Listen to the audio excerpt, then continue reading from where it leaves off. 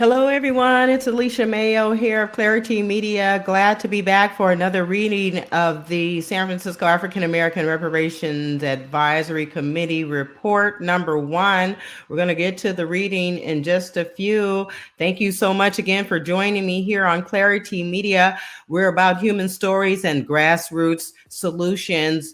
It's what I do and what I do best. So thank you again for supporting Clarity Media. If you have questions or comments about the report that's coming up, be sure to include them in the comments stream or in the comments below.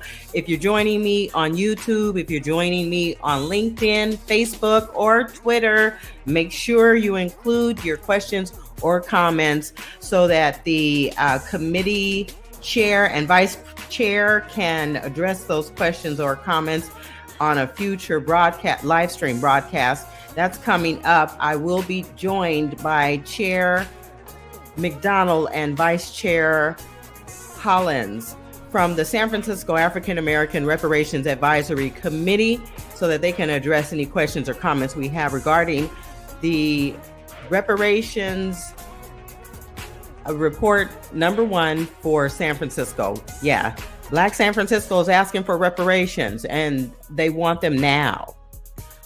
What's in the report? Who qualifies for reparations? What's the eligibility? Yeah, all those questions and more will be answered during this reading. So stay tuned. I've got this reading coming up. We left off on page 47, and that's where we're going to pick up at tonight.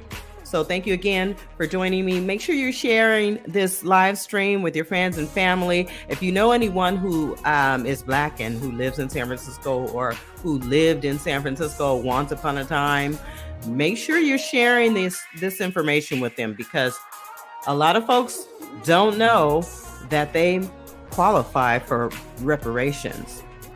Yeah, Black folks, we just get on with our lives. You know, we go to work, we go to school, we take care of our families, we take care of ourselves, and, you know, we're making sure that we're contributing to society as we always have from the day that we were brought here on this land. That's what we've always done. And we don't expect anything for free. We work for everything. And reparations is not just about a dollar amount, because believe me, $5 million is not nearly enough to cover and to take care of and to meet the level of life, blood, sweat, and tears that were shed and lost as our ancestors and as our relatives worked the land and worked in these businesses and gave their lives to build this country. $5 million is not all that San Francisco is asking for. They're asking for so much more, and it's all here in this 60 pages of report number 1 of the San Francisco African American Reparations Advisory Committee report. This report was developed at the request of Secretary of State of California, Dr. Shirley Weber, and the Governor of California, Gavin Newsom, and others, including the Vice President of the United States. They all want to know why San Francisco believes that they are due reparations. Black San Franciscans feel they are due reparations today, and they are proving their case in this first report. The second report is expected to be released in June. That's coming up. And there's a huge rally taking place. That's coming up March 17th. Let me put that on the screen here for you, because I really think you should participate. I think if you're interested in this, if you love Black people, if you love me, you need to be at the rally. I'm sorry, I said March 17th. It's Tuesday, March 14th. Let your voice be heard. Just before this Board of Supervisors in San Francisco will hold their hearing to consider the draft report and the reparations plan, as well as the Dreamkeeper Initiative updates, all presented by Supervisor of District 10, Shaman Walton.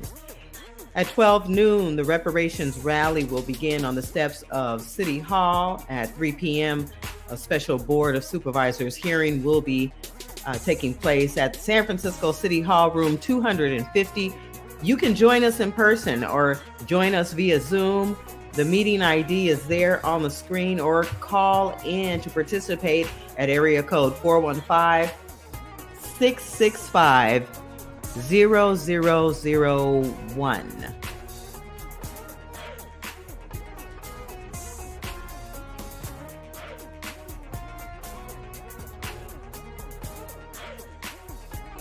And I think if you have any more questions, you can reach out to the Reparations Committee. And their address is www.sfreparations.org. And again, that address to reach out to the San Francisco Reparations Committee is www.sfreparations.org. For any further questions, again, let your voices be heard. If you support reparations for Black San Franciscans, show up on the steps of San Francisco City Hall Tuesday, March 14th at 12 noon for the reparations rally. And then at 3 p.m., a special Board of Supervisors hearing will take place at San Francisco City Hall in room 250. You can join us in person. If you can't make it in person, you can join us on Zoom. And the meeting ID is there. It's meeting ID 2497-265-2335 pound. Or you can call in at area code 415-665-0001.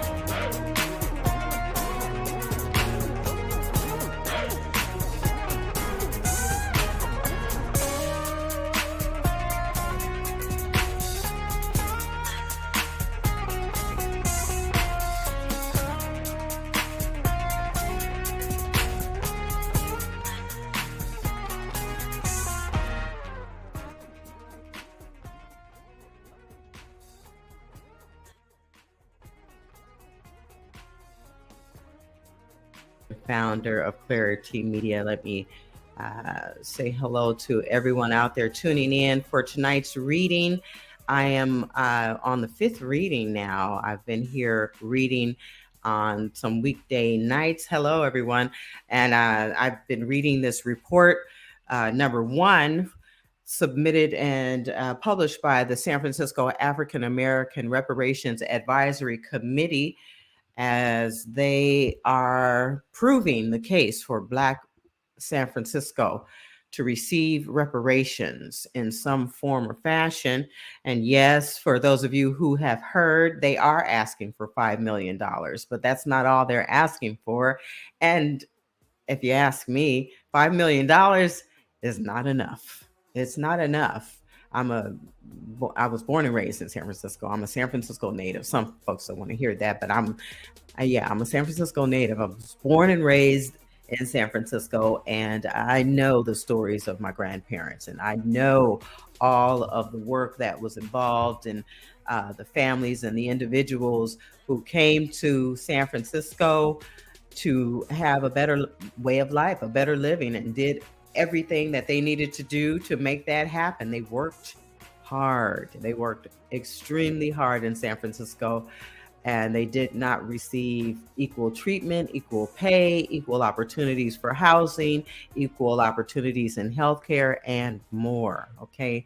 So If you're interested in this report and you want to learn more and you want to read the report yourself, just go visit www.sfreparations.org and check out the menu there. The drop down will take you to several places on the website there, including a link to register for all of the public meetings that the San Francisco African American Reparations Advisory Committee's having. They're having regular meetings. They're still holding listening sessions, and they're opening the meetings up to the members of the public so that you can make your comments, you can ask questions, and have some of your concerns or questions be addressed live during their committee meetings. So that's just one way that the advisory committee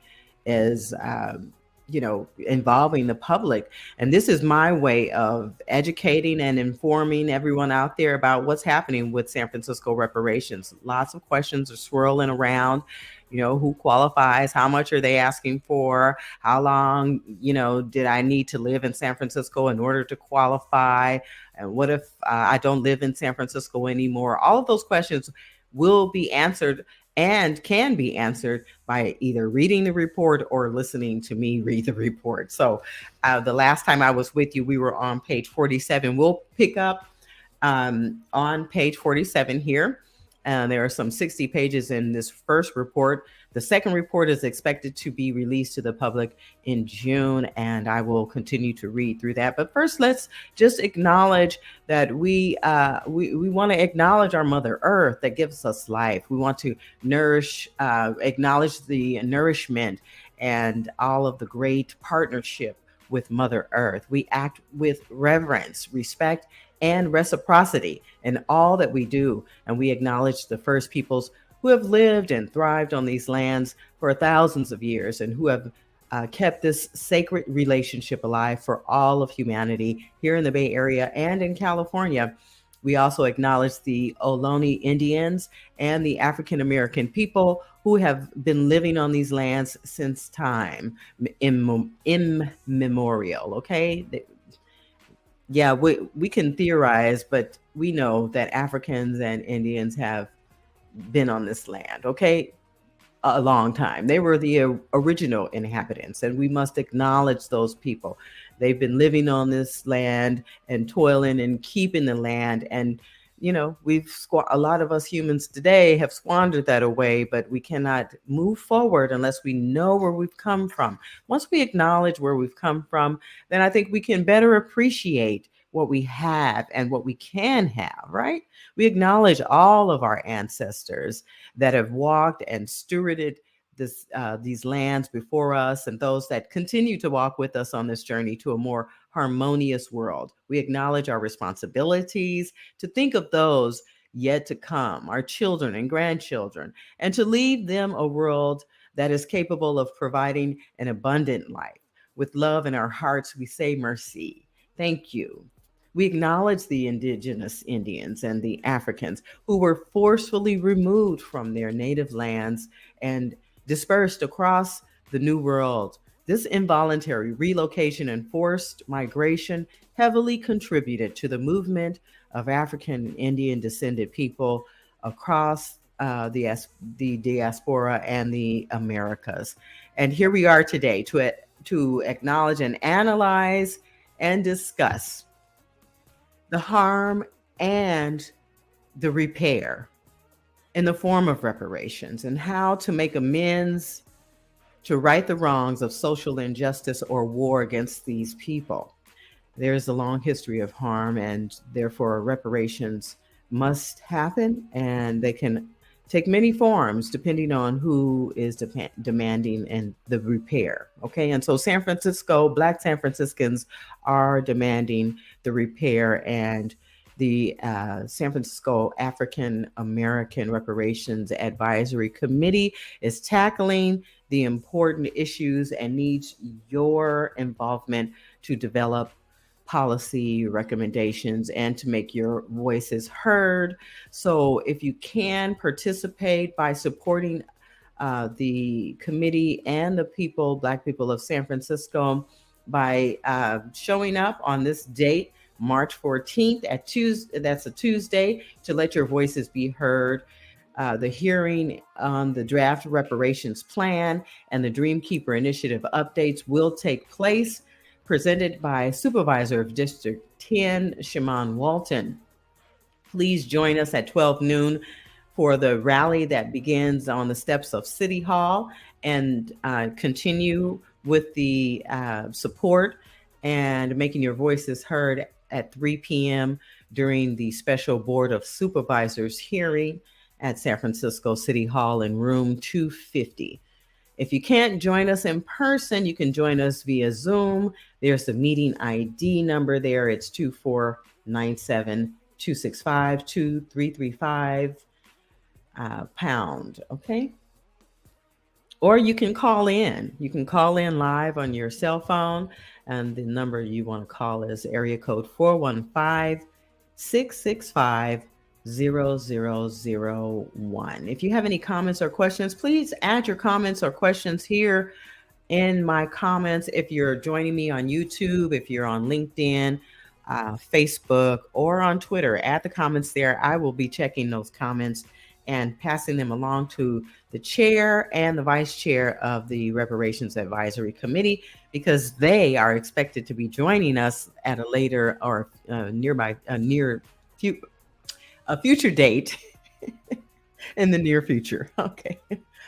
In the near future, they will be joining us to answer any questions or to address any concerns that you have. Okay, so without further ado, let's get on to reading the report. We're on page 47. So let me add the pages to our live stream here. Okay, and I will fast forward to page 47. Yeah, we've been through a lot so far. We're on page 47, and we will I will try to read through page 57. Okay, and we'll see how far we can get. Okay, so here we are on page 47. Let's start at the top on objective 3, to create safer public spaces through improvements to the built environment. The actions that the Reparations Advisory Committee is asking for on behalf of the public as well include create and improve and allocate culturally specific Black spaces that rebuild and revitalize social relationships, social networks, infrastructure of social support. 3.2, revitalize San Francisco public housing sites to ensure safe, updated, livable housing conditions for all residents. Introduce land use controls, and to reduce the number of liquor stores, dispensaries, and fast food restaurants in Black communities, and prioritize incentives and access to fresh food and full service grocery stores. Objective 4, address persistent issues in environmental and community health. 4.1, declare community violence as a public health crisis and fund resources for effective interventions. Address health impacts specific to harm caused by radiological and toxic chemical contaminants from the Hunters Point Naval Shipyard operations upon the Bayview Hunters Point community residents across generations and over the decades since the opening of the Hunters Point Naval Shipyard by taking the following actions. Fund and sustain biomonitoring testing services for community residents of Hunters Point in that biomonitoring program, and maintain a community toxic registry. Fund and operate local health clinics to provide healthcare, nutrition, and mental health services for impacted residents, showing above references, range levels of the radiological and toxic chemical contaminants, correlated respiratory disease and cancers, and other health impacts as uncovered by during the toxic exposure and the science, under the science regulations and protocols and initiatives. Fund and maintain air monitoring services across San Francisco neighborhoods, including Treasure Island, specifically addressing the environmental justice communities of pollution and environmental toxins assaulted communities as identified by Cal EnviroScreen. Align environmental justice curriculum into our school programs and offer similar pedagogy for adult learning to advance awareness and advocacy. Align with culturally competent mental health redress as environmental injustices place undue stress upon communities.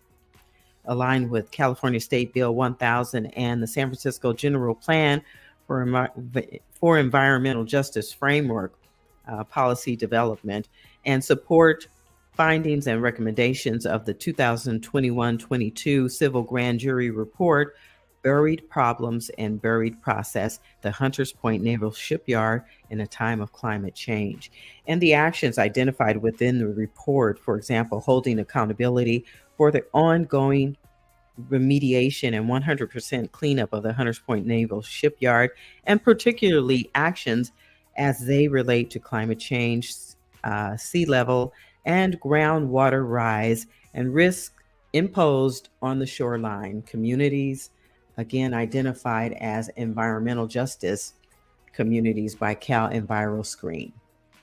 Objective 5, we're on page 48 now. Thank you for joining me here on the reading of report number 1 of the San Francisco African American Reparations Advisory Committee's report number 1. The second report is coming up in June, so I'm trying to get you guys caught up here. We're on objective 5 on page 48. Reduce the ongoing burden of stress disparately endured by Black San Franciscans. The actions include provide reparations, direct payments to Black San Franciscans to alleviate the stress and anxiety caused by financial insecurity. Provide free mental health, prenatal care, and rehabilitation treatment to all Black San Franciscans living below the poverty line, victims of violent crimes, previously incarcerated Black San Franciscans, high crime area residents, and substance abuse users. Okay. Provide free testing for residents near environmentally toxic environments and financial compensation for those testing positive for illness due to exposure. We're at the top of page 49, policy. Objective 1, address the historical and existing state policies that have disproportionately harmed San Francisco's African American communities.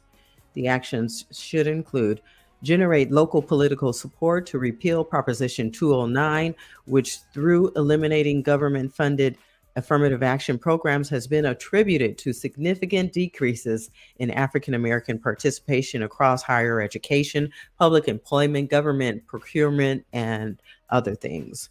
The rationale for this is Proposition 209 has created a dynamic that prevents legislators from crafting policy that directly addresses issues that specifically affect certain racial groups.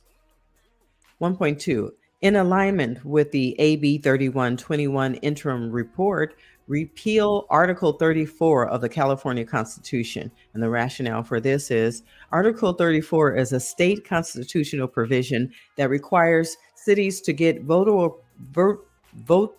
approval before building housing with public funds. It has been attributed to slowing down efforts to integrate suburbs across the state. California is the only state whose constitution explicitly prevents public housing. Let me say that again. California is the only state whose constitution explicitly prevents public housing. Interesting. 1.3, address potential remedies to Proposition 13, which has frozen commercial and residential property tax assessments.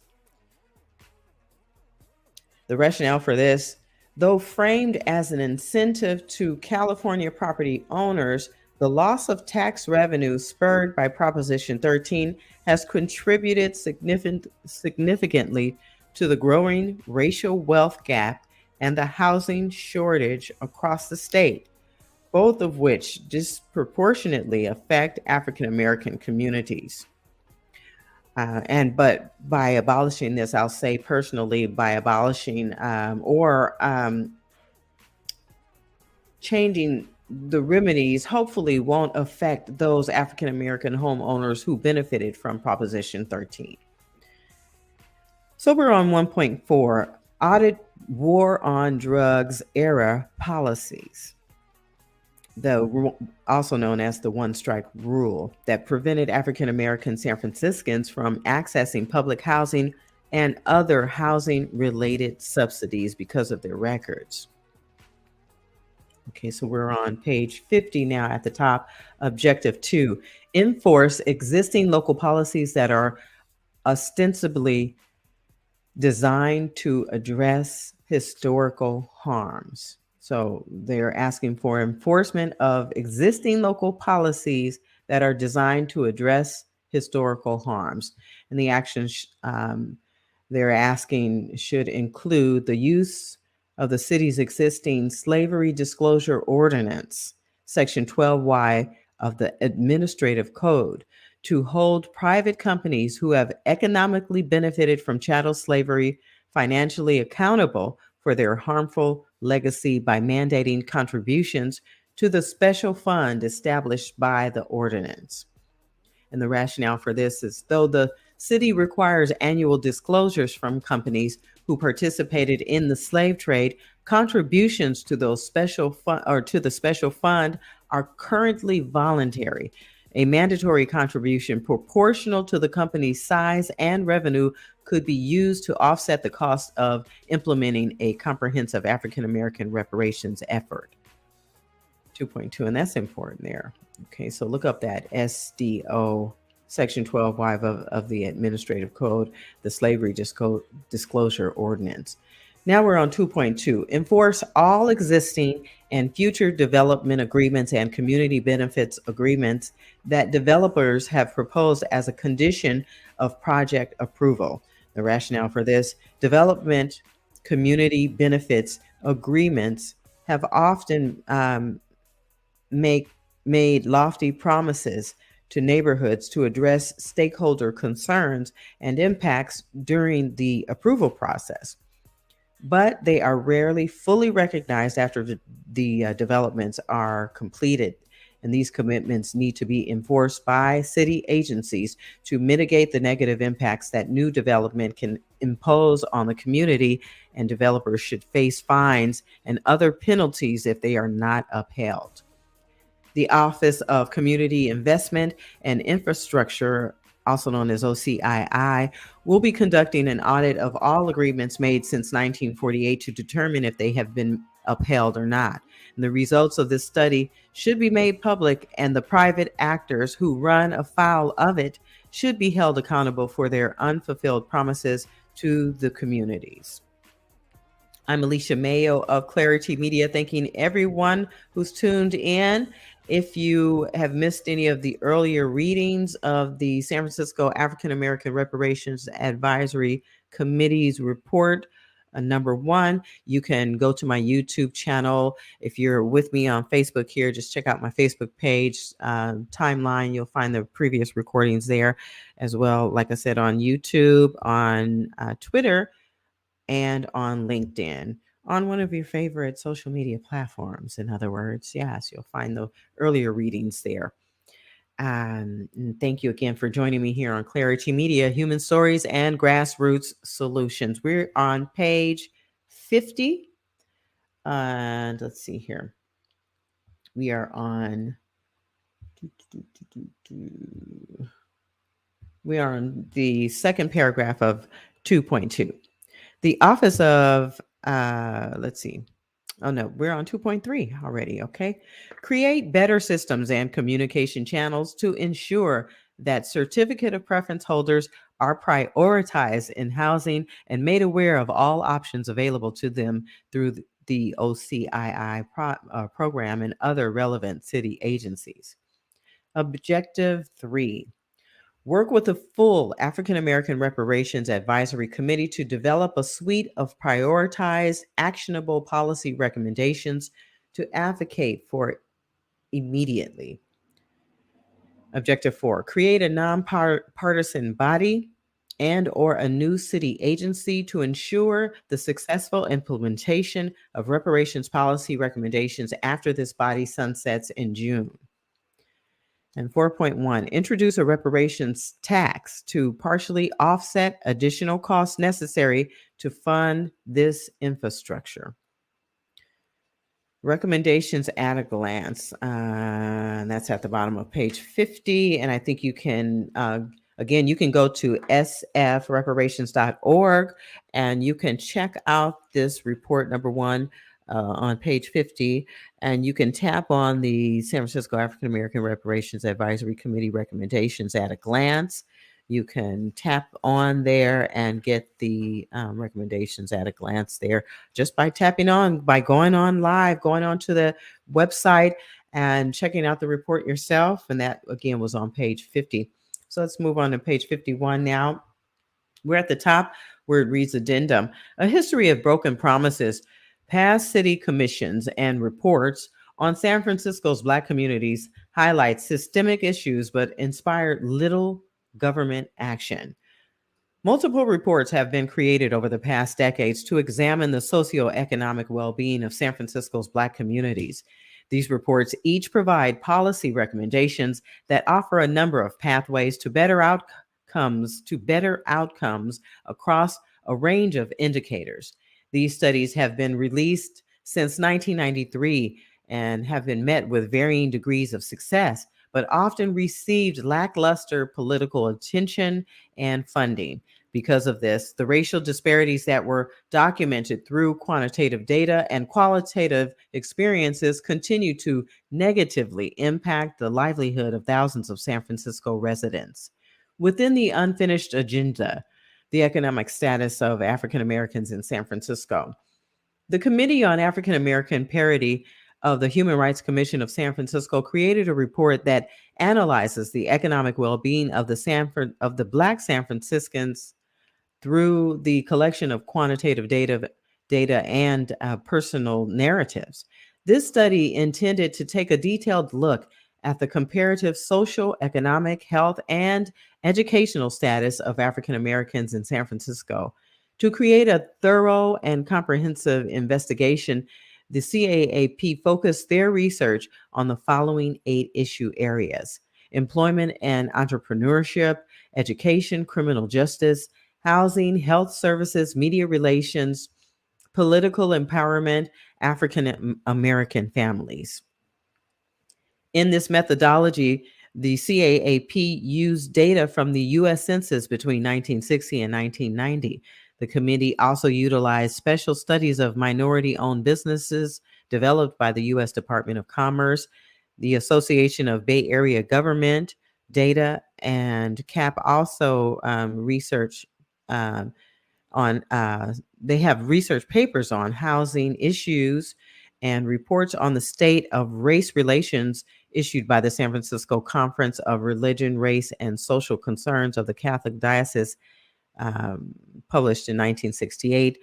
Local and national newspapers, magazine articles, information from the Joint Center for Political and Economic Studies, annual reports from the National Urban League on the State of Black America, and data from the San Francisco Department of City Planning, also the San Francisco Redevelopment Agency, the Human Rights Commission, the California Department of Social Services, the San Francisco Police Department, the San Francisco Fire Department, and in addition, multiple interviews were conducted with African American leaders and historical figures in the Black community to understand the human impact of programs and initiatives in the San Francisco community.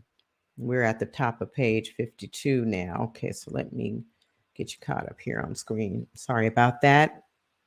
Thank you so much for tuning in. I'm Alicia Mayo of Clarity Media, the CEO and founder. I'm going to I'm going to take a quick little break because I've been reading. Excuse me for smacking. Sorry. I'm going to take a quick break while I wet my whistle. And I am going to play some station identification and a little, let's see, station identification. Maybe I'll include a little bit of a break with some music from a local artist. And then I'll be back to continue the reading of the San Francisco African American Reparations Advisory Committee report number 1. What's in the report? Who qualifies for reparations? That's what we're talking about here tonight. Reparations for Black San Francisco.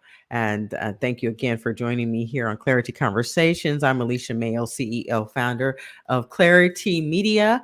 Tonight is all about San Francisco reparations unlocked. What do we know? Have you read the report? Who qualifies? If you've got questions and more, I'm coming back with more in just a few. So make sure you're sharing this with friends and family who might possibly be eligible for reparations in San Francisco. I'll be back with more. Stay tuned. If you'd like to be a guest or suggest show ideas, drop us an email or a direct message. We'd love to hear from you. Clarity Media, human stories, grassroots solutions. Subscribe, like, follow, and share. The Bay Area Mental Health Hour, Clarity Conversations, and We the People. Building trust for the first time. Out of chaos comes clarity. Clarity Media. Drip lit like a spot. Just winning. Media life spinning. Media life spinning.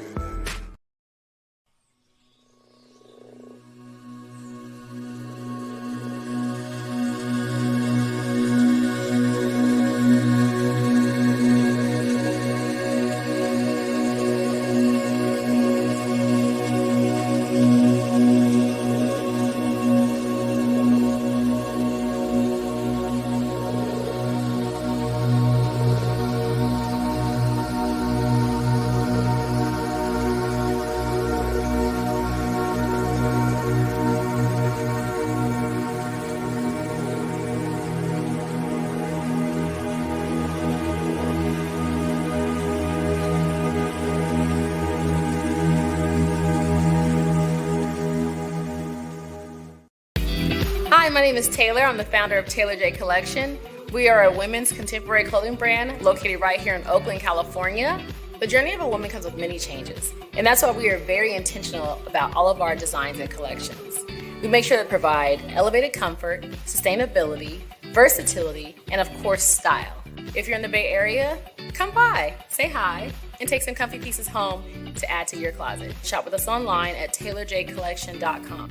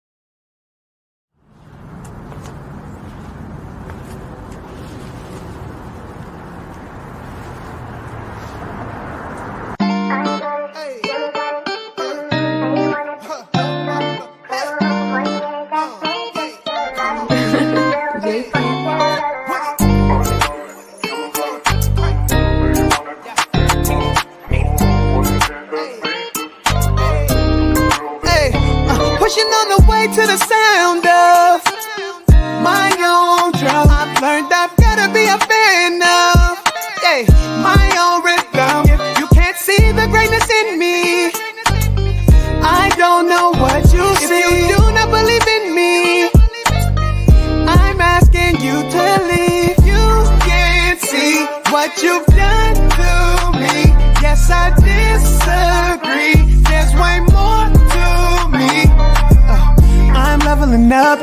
got to face it. Yeah, it's time you acknowledge all of my greatness.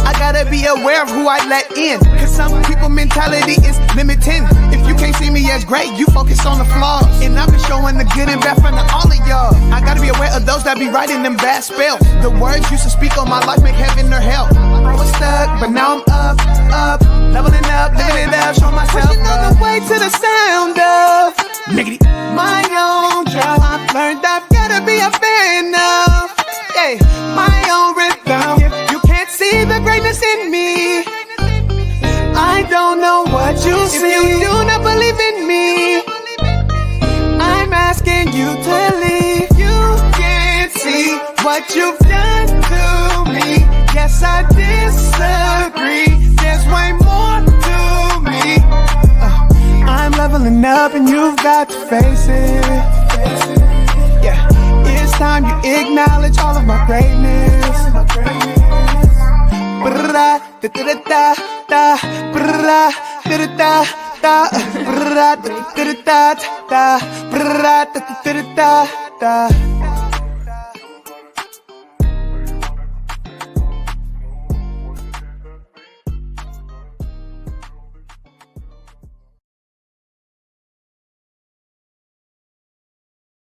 Hey everybody, Alicia here. Thank you for joining me. I'm Alicia Mayo, CEO and founder of Clarity Media. So happy that you're joining me as I continue reading report number 1 of the San Francisco African American Reparations Advisory Committee's report to justify and prove why Black San Franciscans deserve reparations. And the San Francisco African American Reparations Advisory Committee is tackling those subjects and more for Black San Francisco. It's long overdue, right? Every city has the opportunity to fight for what they feel they deserve, right? And so San Francisco's doing that. They're stepping up to the plate. And I believe that San Francisco will get the largest settlement for reparations in the United States history.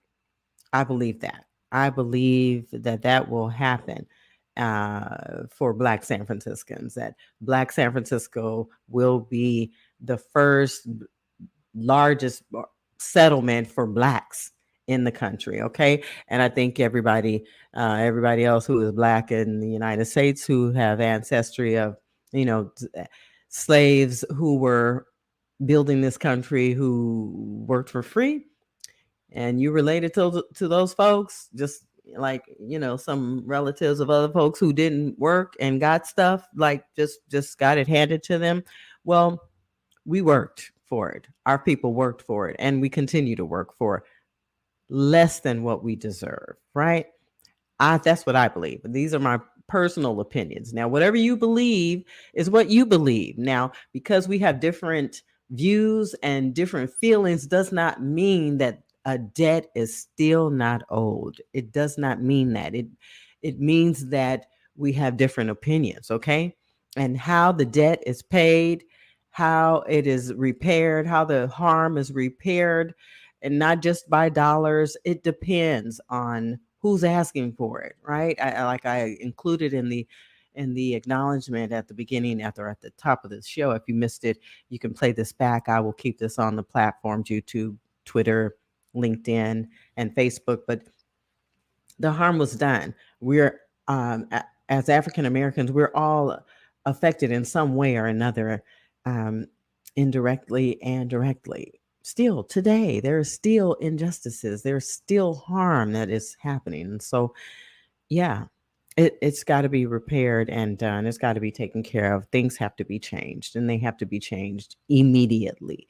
And so San Francisco Black residents are fed up and they're tired, and they've been doing the work along with the San Francisco African American Reparations Advisory Committee. They've been doing the work to make the case for reparations in San Francisco. Wow.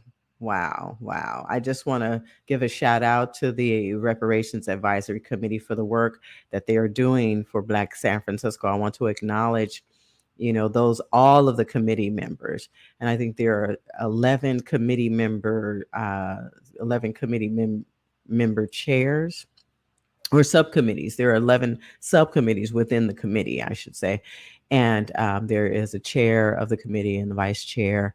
And within the subcommittees, there are chairs of each subcommittee or committee leads in the subcommittees and the committee members. Okay. And they're all doing and have done great work. And they continue to hold public meetings where you can participate, you can make your voice heard, and you can, be a part of making history for Black San Francisco. Definitely be a part of it. Definitely be a part of it. You want to be a part of it. I'm trying to get my graphics together here so that I can share some more information, about what I'm doing here tonight. So, it's Alicia Mayo, just thanking everyone here. I'm here to cover San Francisco reparations. What's in the report? Who qualifies for reparations? Why does Black San Francisco why do they feel they deserve reparations? The first report is 60 pages, maybe a little over 60 pages. Yeah, I think it's over 60 pages. Let's see. It's about 60 pages long. And you can read the report by going to the website. Let me include that on the screen. Go to sfreparations.org. It's there on the screen. You can read the report yourself, and it's there on that website. And you can just take your time through the report to try and understand it as much as you can. If you have questions, I expect the chair and the vice chair to join us maybe next week to answer any questions, to hear any comments that you might have regarding this. So include your comments and questions in the comments there, wherever you're watching. And I'll be sure to collect those comments and questions, and I'll share them with the chair and the vice chair of the San Francisco African American Reparations Advisory Committee. And then in June, the second report will be released. And in that report, they will include more information about what they're asking for Black San Franciscans on behalf of those folks. Yep. So let me take this off the screen now. Again, I'm Alicia Mayo, the founder and CEO of Clarity Media. Clarity Media is nonprofit media. Okay.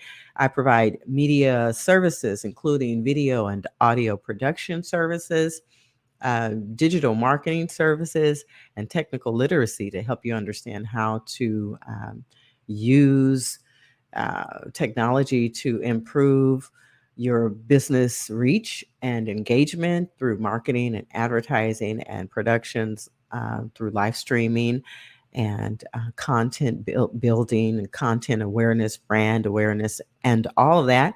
That's what I specialize in. That's what I went to school for. That's what I've studied. And that's what I have more than 35 years of experience doing. So reach out to me here at Clarity Media. Let me find one of the email addresses here where you can reach out to me. I'm happy to help. If you have any concerns or you have any ideas about your business and what you'd like to do with your business, just reach out to me at claritymedia.org. I'll be more than happy to help. And so let's continue now with the reading of the reparations report number 1. We left off on page 52. And so let me bring this to the screen there. There we are. Okay. We are at the top of page 52. The committee faced difficulty in obtaining some data, experienced delays in receiving data, and at times questioned whether data from the same sources like the U.S. Census were comparable. Because terminology and definitions changed over time, the group attempted to identify data gaps and use the information to the best of their ability. From this pool of information, the CAAP made a series of observations. Number 1, the African American population has decreased in size. the number of African Americans in San Francisco reached a peak of 88,343, or 13.4% of the city's population in 1970. Since that time, the African American community has declined absolutely and proportionately. By 1990, there were 76,343 African American residents, or 10.9% of the overall population. The African American population is getting older, and there are fewer children under the age of 18 years. African American population, which used to be the second largest ethnic group in San Francisco after whites, are now the fourth largest group.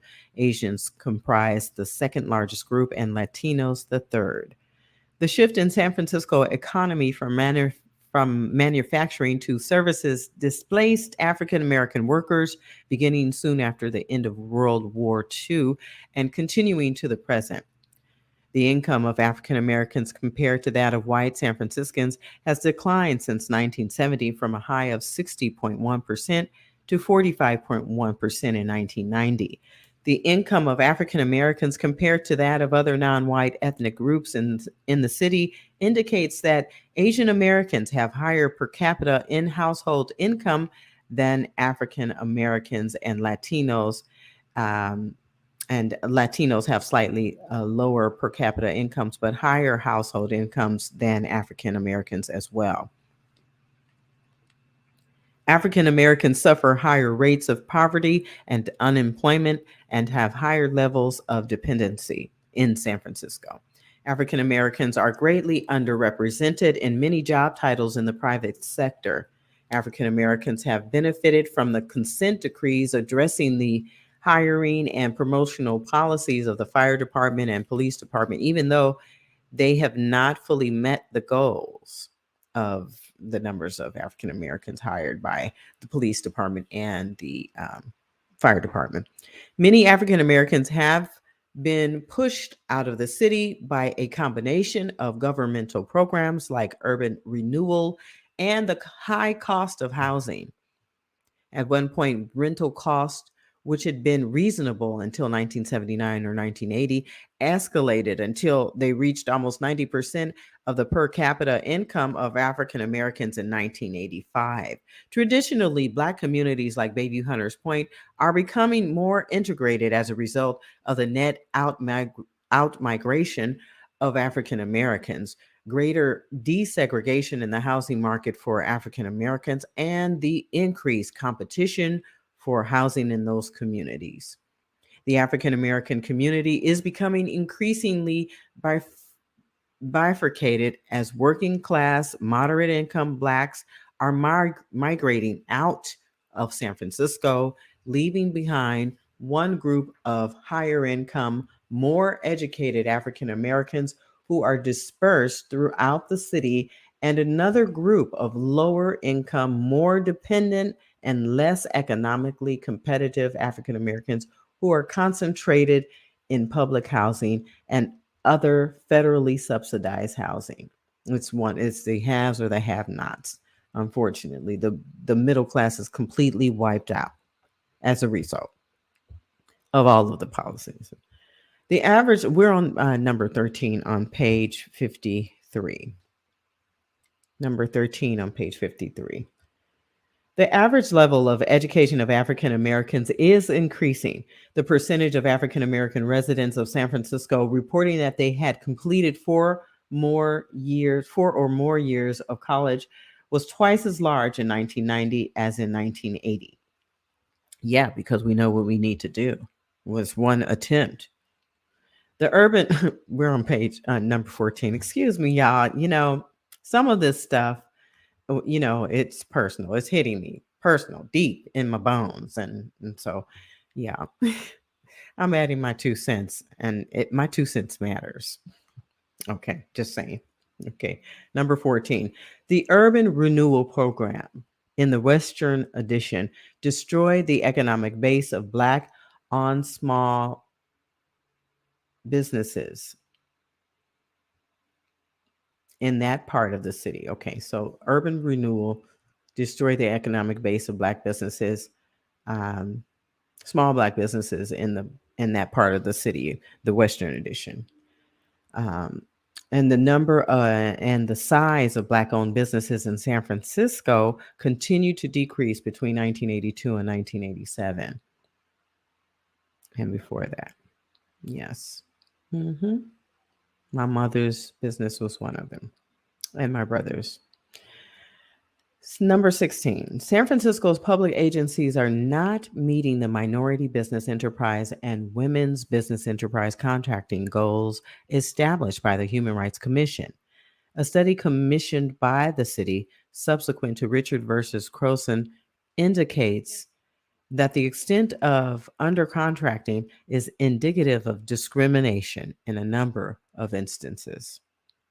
And based on these observations, the committee created 12 goals and 5 policy initiatives to guide the development of the Black community over the next decade. The goals are as follows.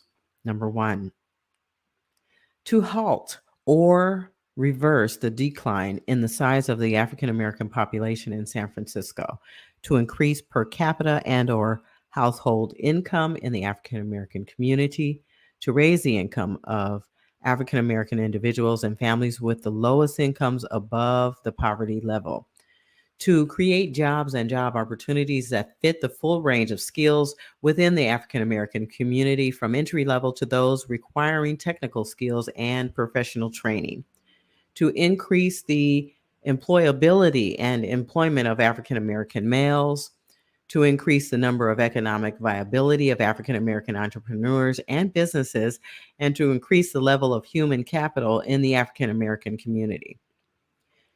Number 8, to increase access to capital for entrepreneurs, to provide access to protected or captive markets for goods and services provided by African Americans, to preserve and or increase the level of capital and wealth in the African American community, to increase community cohesion and strengthen identity, to increase the community's political power and influence on public policy.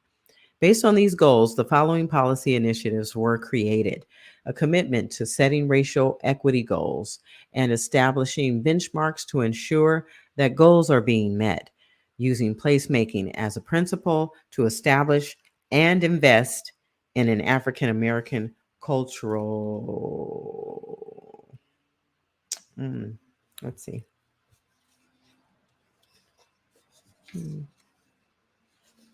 Cultural district in the city. Okay. So my pages are out of order here, and it's got me wondering, but let me go on. We're on number 3 on page 54. I'll figure this out in just a second here. Let's continue with number 3. Establish an African American Development Foundation and fund it through tax revenue. Seek matching funds from banks and local corporations. Promote alternatives to incarceration and oppose construction of additional jails and prisons.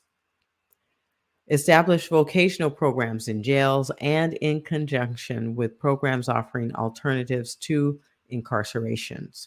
In addition to these initiatives, the CAAP report created recommendations for employment and training and housing. Employment and training recommendations: negotiate training and hiring goals and subcontracting goals in conjunction with nonprofit and for-profit developments in the city, including UCSF, Mission Bay, SFO, Navy Yard, Presidio, the port, San Francisco Port, etc. Aggressive recruitment and increase affirmative action hiring in targeted areas of municipal employment, especially in executive levels of municipal agencies. Seek improvements in the scope and effectiveness of vocational training programs in public schools and link training to job placement. Establish training programs for African American entrepreneurs. Now, onto the housing recommendations on page 54. We're in the middle of page 54. Negotiate a commitment to increase lending to African American homebuyers and entrepreneurs on the part of banks and other lending institutions. preserve and enhance African American equity in real estate through purchase of rights of first refusal and or reverse annuity mortgages with African American homeowners. Analyze benefits and liabilities of public housing private privatization and or tenant management programs.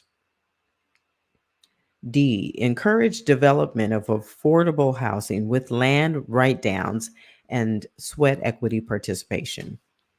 This report heavily focused on quantitative data compared to a more human-centered narrative approach.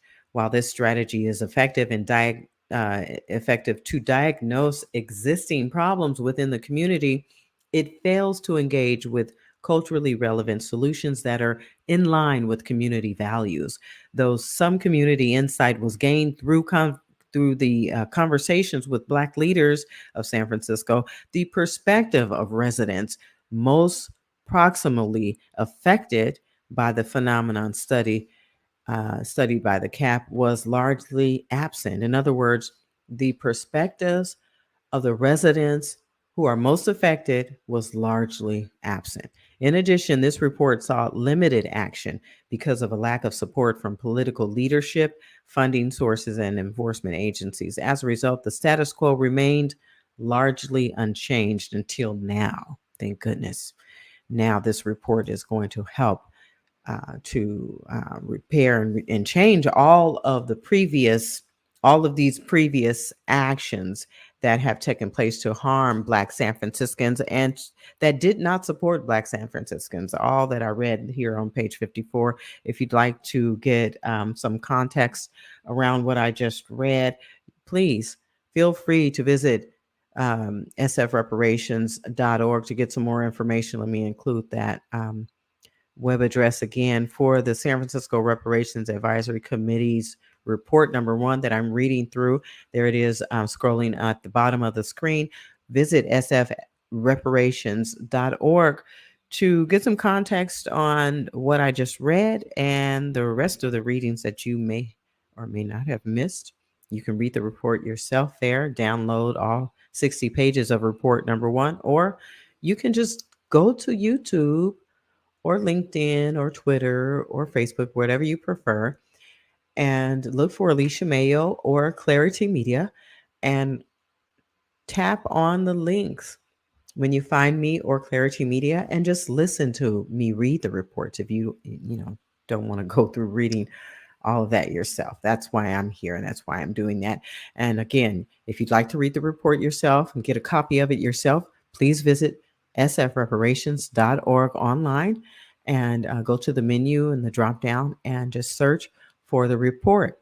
There's a link there that will connect you to that. If you can't download it, you can tune in to my readings. I'm on the 6th reading. We're on page 54 of 60 pages. Yeah, so we're moving right along. And the report, the second report number 2, that will be released in June. I will read through that as well. And hopefully we'll have some explanations and some opportunities to ask questions with the chair and the vice chair of the San Francisco African American Reparations Advisory Committee. I'm Alicia Mayo, joining you here all tonight. Thank you so much for joining me. If you're watching, thank you so much for watching. I'm here to unlock the mysteries around the San Francisco Reparations Report and what they're asking for. What do we know about this report? Who qualifies? Have you read the report? If you've got any of these questions, hopefully some of your questions are being answered tonight with the reading of the report, and or some of them can be answered by you reading the report. I really do recommend that you read the report yourself to really get a clear understanding. If you have to look up some of these words like I have, that's what you need to do. Hopefully you can understand what they're talking about. They're talking about more than just $5 million in the report, that's for sure. And if you'd like to support Black San Francisco as we rally to make our voices heard, please show up. Let your voice be heard. Let your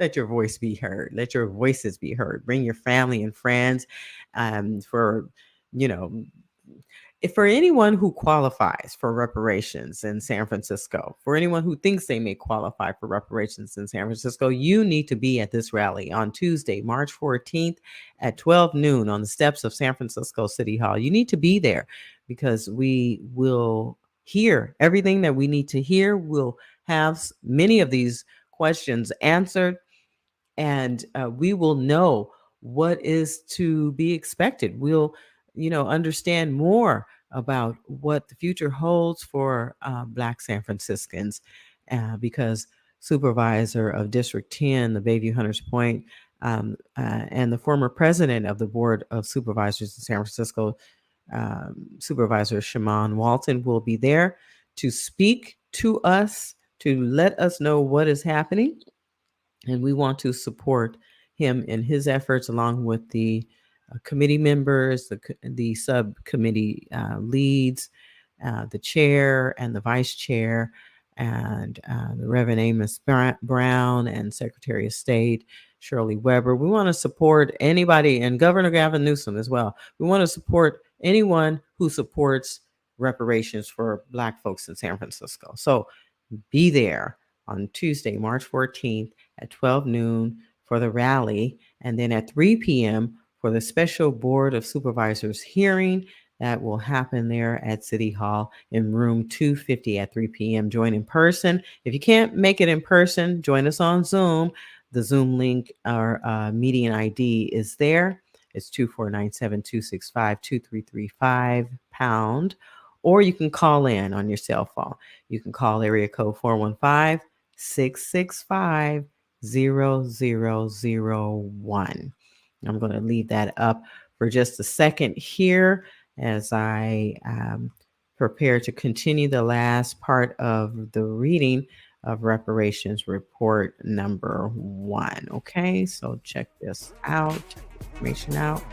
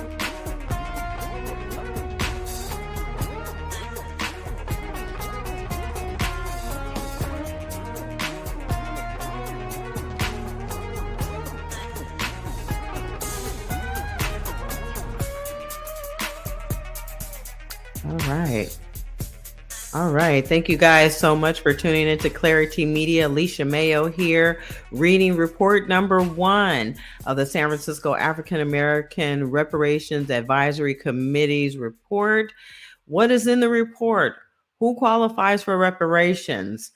How much are they asking for? Can they really get it?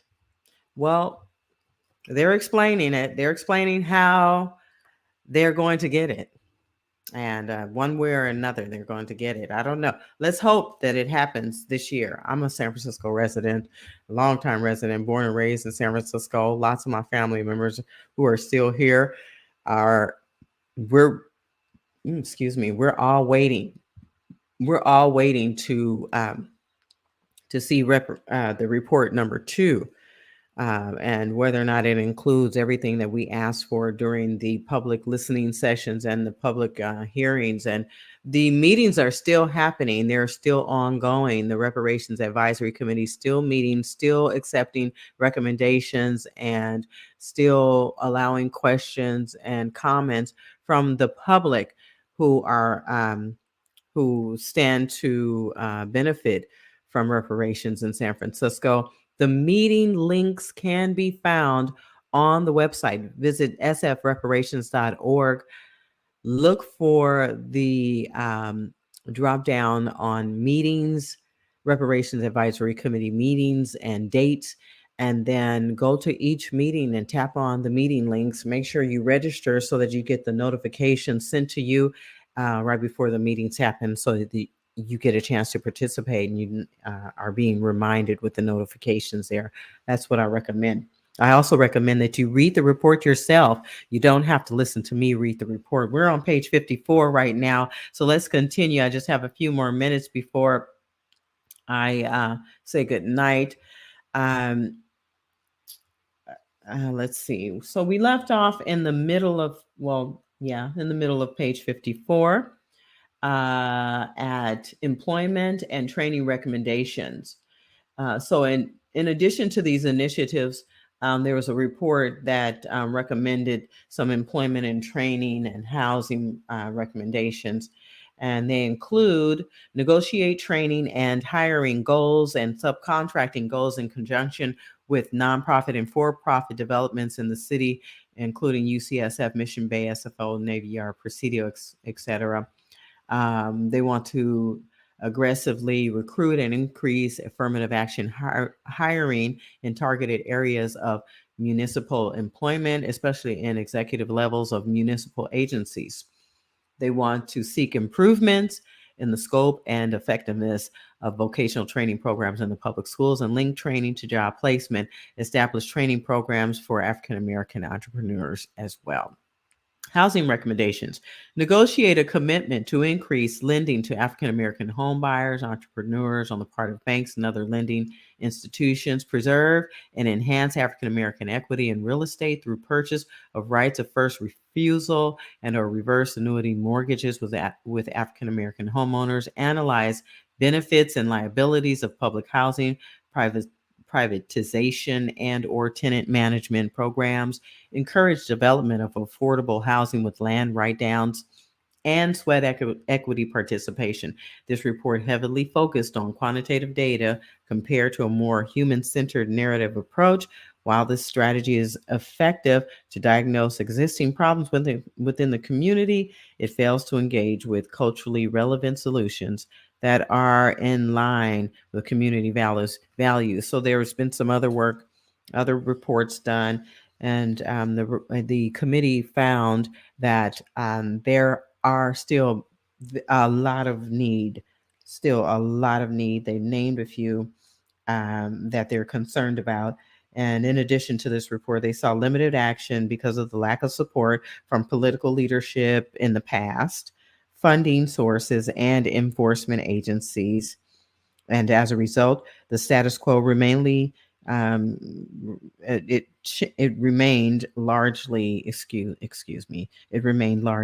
unchanged. This directly affected the quantity of Black residents that had the ability to remain in the city and the quality of life for Black residents that did stay in the city. Okay. It's tough. We all know that. Okay, so let's go on to page 55. In 2009, another report was conducted to examine and provide recourse for the continual displacement of African Americans from San Francisco, known as the Report of the San Francisco Mayor's Task Force on African American Outmigration. Mayor Gavin Newsom, along with Supervisor Sophie Maxwell, created a special committee in order to find solutions for Black out-migration and preserve city diversity. The report was intended to be used by city departments, community-based organizations, and advisory committee groups to improve the quality of life for African Americans in San Francisco. Mayor Newsom cited that hundreds of disparity reports have been created in the past, and that this task force would be different in identifying viable solutions to reverse the 3-decade trend of Black displacement, with a focus on housing, education, jobs, and economic development, including public safety and quality of life, art, and cultural life. The committee created its recommendations for action. In the data collection process, task force members worked with the San Francisco State University research team and the San Francisco Community Development and Redevelopment agencies to examine and analyze trends. In addition, the team interviewed African Americans who both left and remained in San Francisco. And lastly, the task force identified trends and policy strategies in cities that saw increases in the Black population, while the Black demographic in San Francisco declined. From the collection of qualitative and quantitative data, the task force members distilled 6 key findings from the period 1990 to 2005, and they are: there was a disproportionate decline in the number of African American families compared to non-African American families. As the number of middle and upper middle income households decreased in 1990, the percentage of very low income households increased from over 1/2 of African American households in 1990 to over 2/3 in 2005. Number 3, in 2000, 1/4 of African Americans lived in poverty, more than twice the number of non-African Americans. The unemployment rate among African Americans in the labor force from 1990 to 2005 was consistently over twice that of non-African Americans. From 1997 to 2002, African American owned businesses declined by nearly 1/4, and African American business receipts fell by 60.7%, although the number of people employed by African American businesses increased. The proportion of homeowners among African Americans increased slightly in 1990, perhaps due to a greater rate of out-migration among renters than among homeowners. This would be consistent with other findings that highlighted housing as a primary reason for moving among African Americans in California. Yeah, but where were those houses that were purchased? And who occupied those houses previously? These findings highlight the fact that home ownership is fundamental. African American out-migration is precipitated by lack of housing stability. Guaranteeing pathways and investment in home ownership is key to stemming the loss of African American population in San Francisco. And based on the key findings, the task force created policy recommendations to help stem the outflow of Black San Franciscans and entice more of the Black community to make a home within the city. So we're on page 56 at the top. These policies are categorized across 5 focus areas: housing, education, jobs, and economic development, culture and social life, and public safety, as well as quality of life. Housing. Expand home ownership opportunities for existing and potential African American residents. Stabilize and improve conditions in San Francisco's public housing. Promote public policies that support retention and attraction strategies. Preserve and improve existing housing stock and produce new affordable housing. I don't see on here where, if there are if there are homeowners who are non-black who own multiple homes, maybe some kind of limit on the number of homes you can own in San Francisco, where you are a landlord who is only renting to people uh, who are not African American. How about that? How about that? Multiple property owners, who continue to say no to black people, or who continue to just take up more space than they should. I'm just speaking personally here. You guys, excuse me. I got my personal opinions. I'm so sorry. I am so sorry, but there are just some things I've seen in San Francisco that I think about when I'm reading this report, reading through this report. Oh my goodness, it's triggering. It's triggering. Definitely triggering. Okay. I'm gonna stop now. Go back to the report. Okay, we are on. Gosh, education. Okay, so we're at the top of page 56 at education, and this will be the last page. Okay, we're going to end here. Education 1, strengthen infrastructure to improve pre-K through college achievement. Number 2, establish direct and effective linkages to community colleges and universities. Number 3, continue to support and expand programs for youth engagement. And now moving on to jobs and economic development. I think this is the drop down summary of, let's see here. Yeah. Goodness.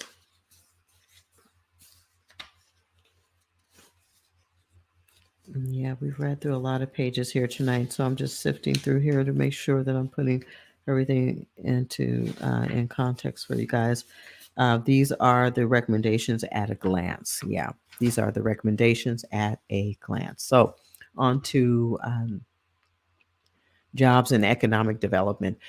Implement strategies that increase employment opportunities for African American residents, promote business development opportunities for African American owned businesses, and strengthen economic development activities focused on historically African American communities. Cultural and social life. Increase support to institutions that highlight African American art and culture. Increase profile of African Americans in San Francisco's tourism industry. Increase support to efforts that focus on creating a sense of place for African Americans within the city. Public safety and quality of life.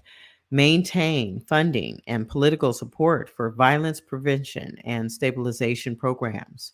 Number 2, expand support for victims of violence. Number 3, actively monitor and facilitate better relationships between communities, the police departments, and criminal justice systems. And 4, develop community supports for the reentry population to actively lower the recidivism rate. Though the plan had the political support of the current mayor, this plan had the support of the mayor, of the members of the Board of Supervisors. It still failed to retain Black San Francisco residents. Yeah, the trend of outmigration continued from 2000 to 2010 to 2020, from 7.8% to 6.1% to 5.7%, and lower now. In this study as well, the Black residents of San Francisco played no significant role in the process to determine what recommendations should be made. The next report was issued in August 2020. During a summer of civil unrest triggered by the murder of George Floyd, millions of people across the world took to the streets to protest against the injustice of police brutality and systemic racism toward African Americans. To address the structural inequities that exist within San Francisco, Mayor London Breed and Supervisor Shaman Walton announced that a portion of the budget from the San Francisco Police Department would be reallocated to support the African American community, a program now known as the Dream Keeper Initiative. Yes, and That's at the top of this page. Let me read through. Let's see. Just a little bit more. This initiative, the Dreamkeeper Initiative, also known as DKI, was announced at a time of reckoning where the nation was deeply fractured over its racial divide.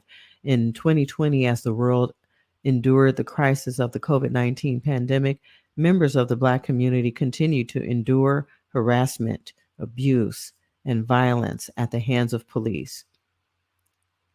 The demand for justice and accountability after the deaths of Breonna Taylor, George Floyd, Ahmaud Arbery, Elijah McClain, and more victims sparked outrage, protest, and policy conversations to end the perpetual discrimination.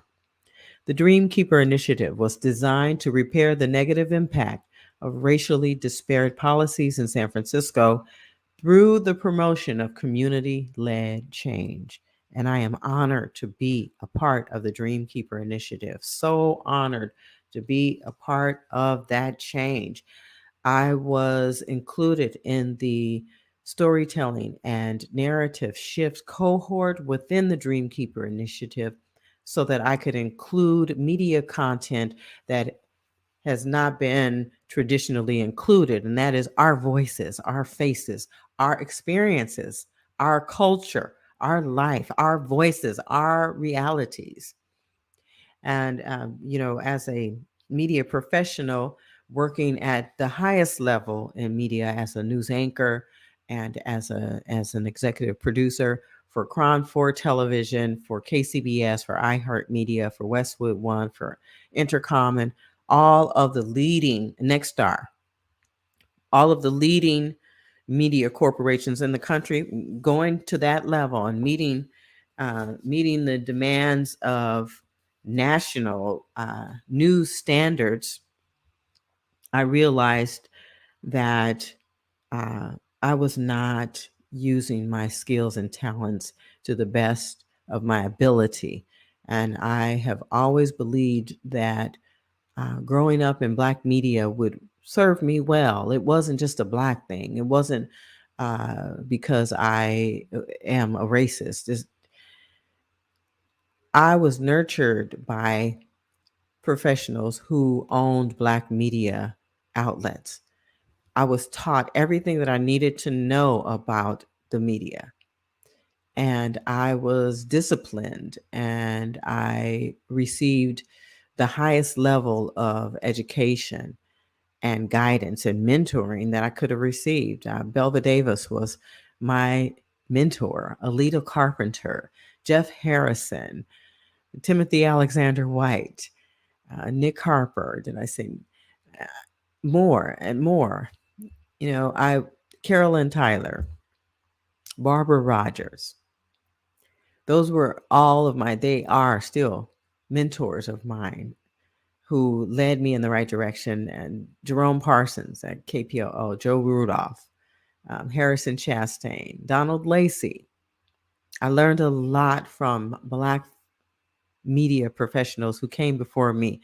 And so I learned that our voices are voices that need to be heard and that should be valued. Our experiences, our culture, everything about being Black and African American in this country should be celebrated and should be honored and understood. And so that's why I continue this work, more than 35 years of work in multimedia.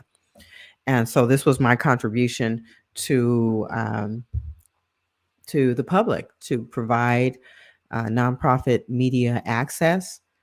And I am honored to do that with the Dreamkeeper Initiative and Clarity Media here on your favorite digital platform, whether you're on YouTube, Facebook, LinkedIn, Twitter. I welcome you and thank you for your support. I'm here doing what I can to educate the public about what's happening with Black San Francisco and the Black Bay Area, for that matter.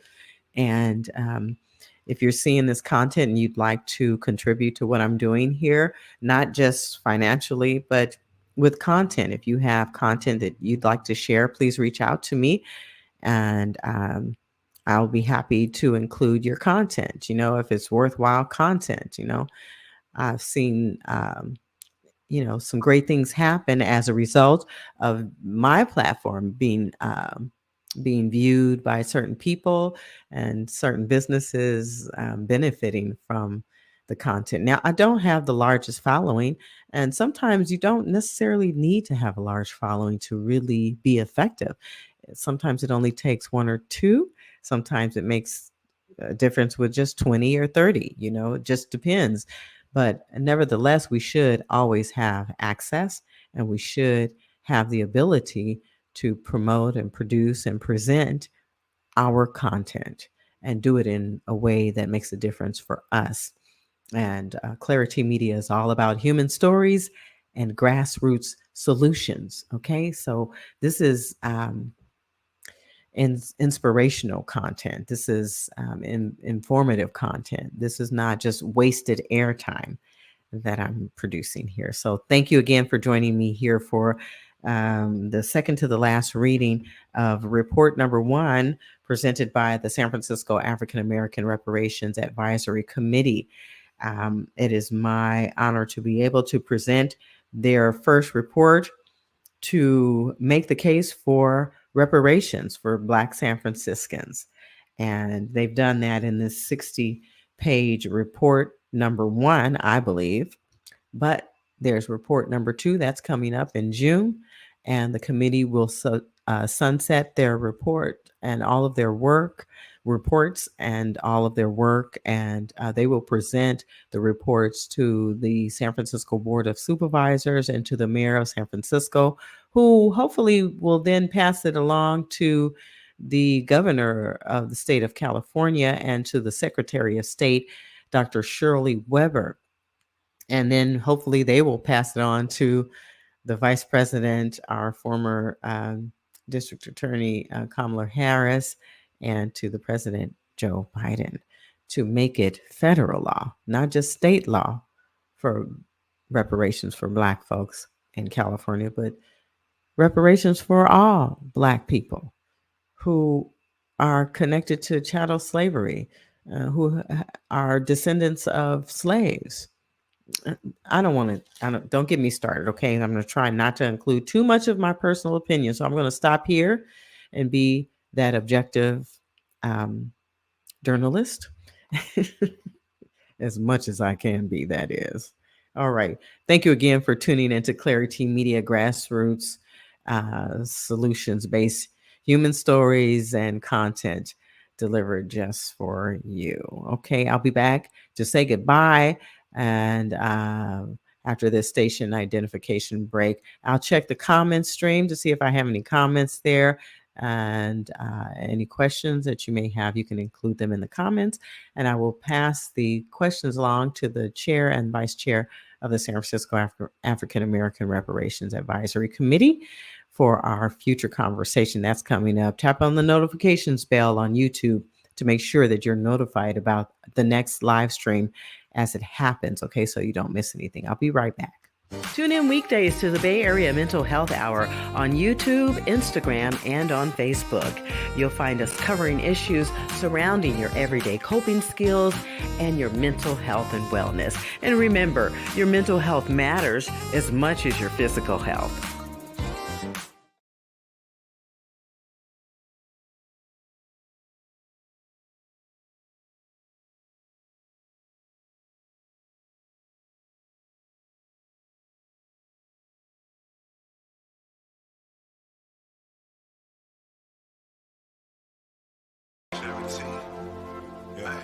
Black woman owned. Tune in weekdays to the Bay Area Mental Health Hour on YouTube, Instagram, and on Facebook. You'll find us covering issues surrounding your everyday coping skills and your mental health and wellness. And remember, your mental health matters as much as your physical health.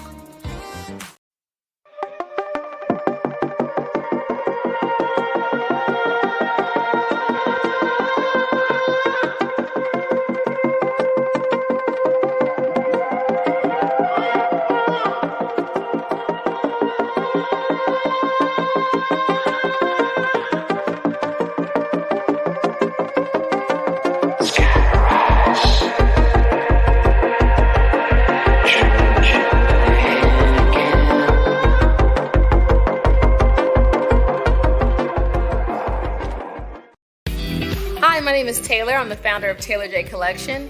We are a women's contemporary clothing brand located right here in Oakland, California. The journey of a woman comes with many changes, and that's why we are very intentional about all of our designs and collections. We make sure to provide elevated comfort, sustainability, versatility, and of course, style. If you're in the Bay Area, come by, say hi, and take some comfy pieces home to add to your closet. Shop with us online at taylorjcollection.com.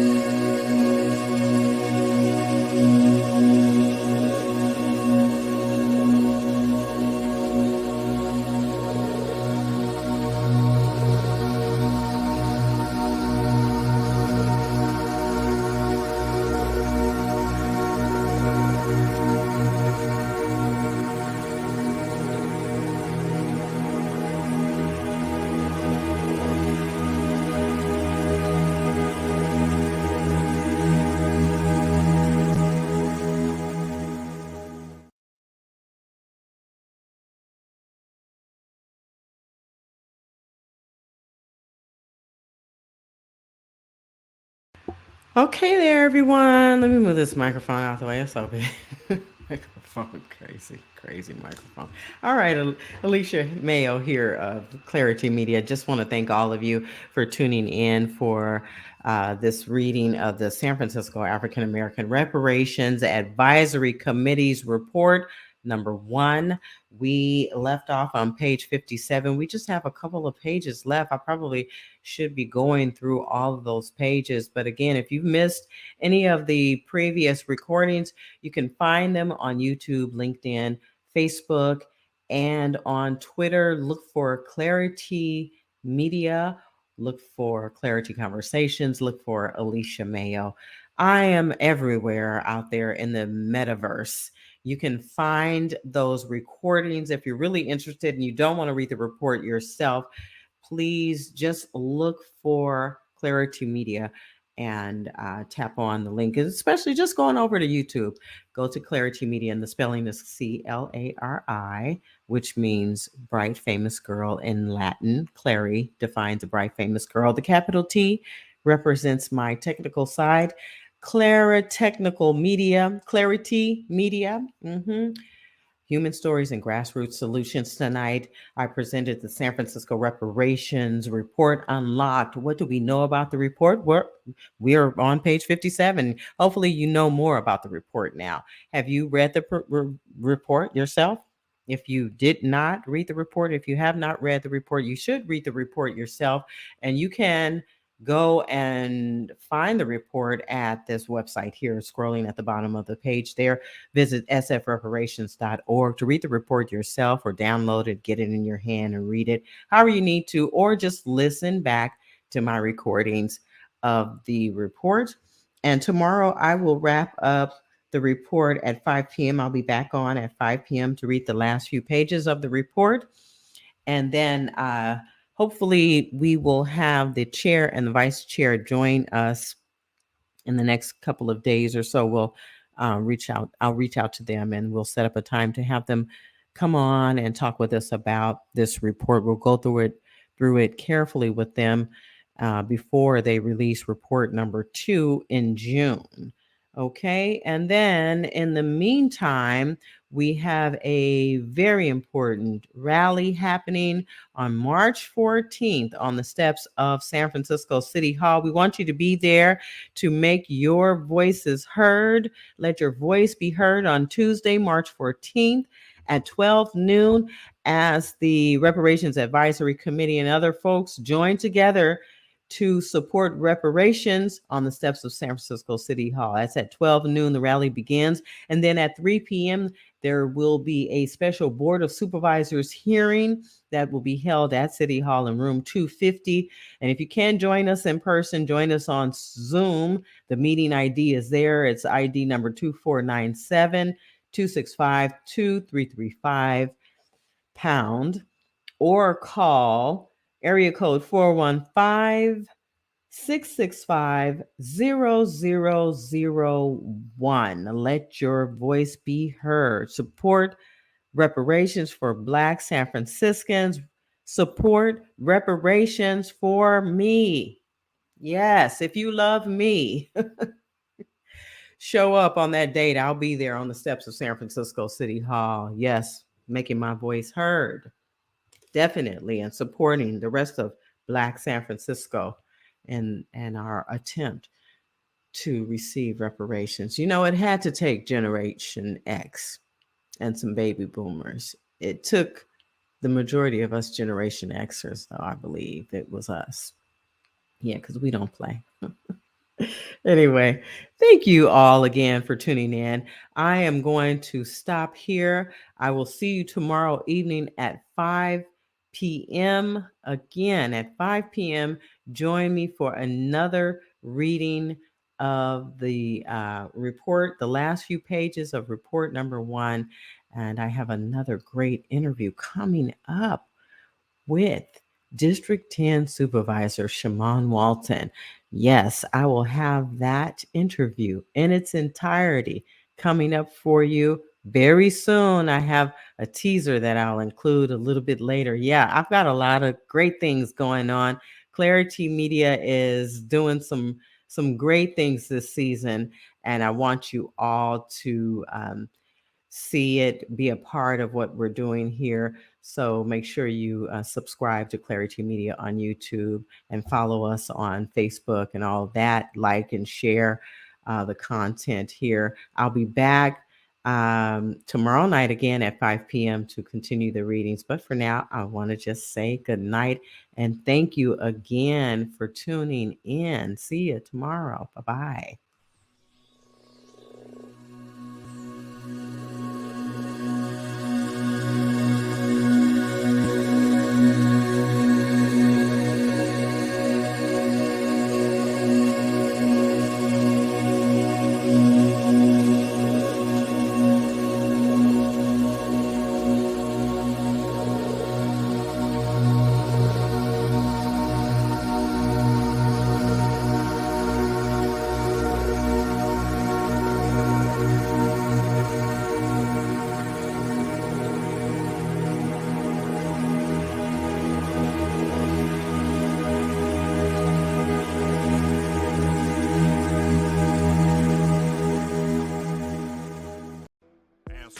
If you'd like to be a guest or suggest show ideas, drop us an email or a direct message. We'd love to hear from you. Clarity Media, human stories, grassroots solutions.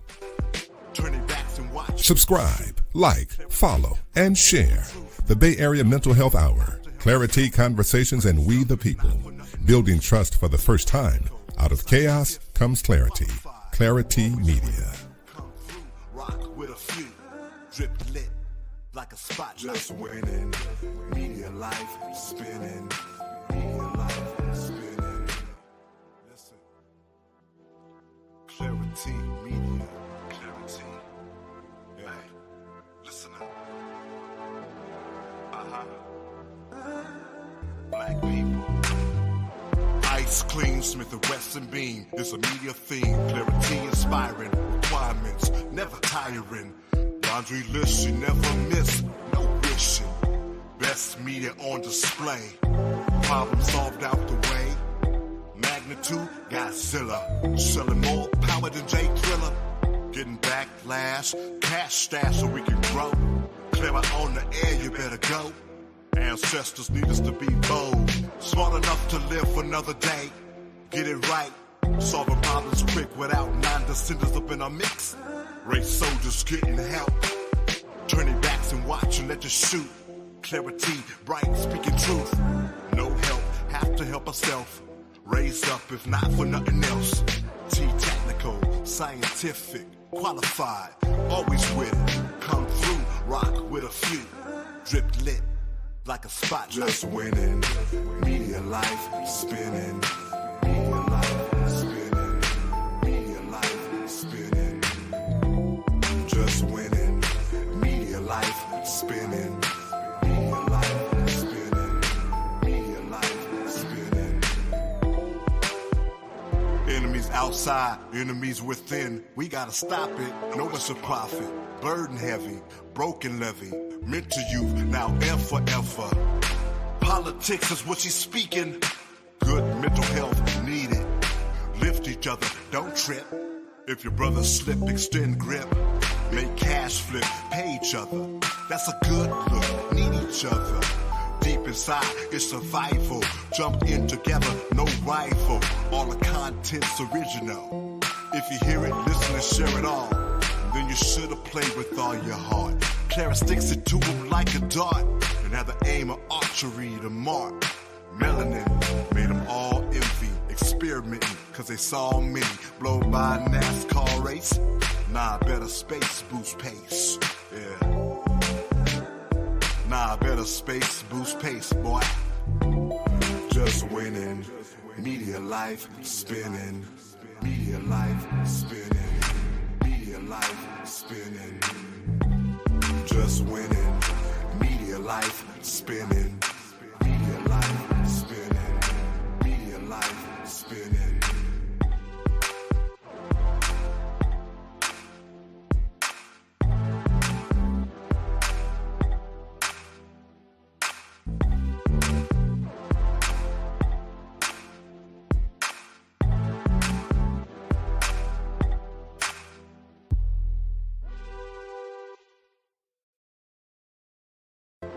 Change that though. Clarity. Hey, listen. Clarity media. Clarity. Hey, listen up. Black people. Ice Clean, Smith & Wesson Beam. It's a media theme. Clarity inspiring. Requirements never tiring. Laundry list you never miss. No wishing. Best media on display.